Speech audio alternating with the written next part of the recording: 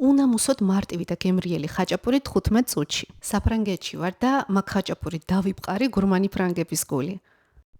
ეს ფენოვანი ცომი არის ძალიან გემრიელი.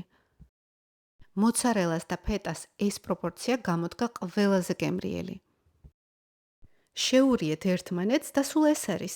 ანუ იმდანად მარტივი რეცეპტია, რომ ყველაზე რთული ყველის გახეხვა იყო.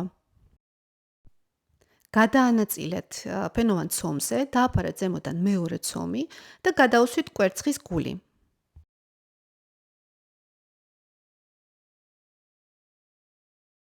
შედგით წინასწარ გახურებულ ღუმელში 200 გრადუსზე, ჩემს ღუმელში გამოცხვა ზუსტად 15 წუთში. ცეკვაც მოვასწარი. რა თქმა უნდა, ბებოს ხაჭაპურს ჯობია მხოლოდ მეორე ბებოს ხაჭაპური, მაგრამ როცა საზღვარგარეთ ხარ, იდეალური ვარიანტია. ვინც კი გასინჯა, ყველას ძალიან მოეწონა. მეტი კექსუალური რეცეპტის სანახავად გამოიწერეთ ჩემი გვერდი და გახსოვდეთ, კექსი მხოლოდ სიყვარული.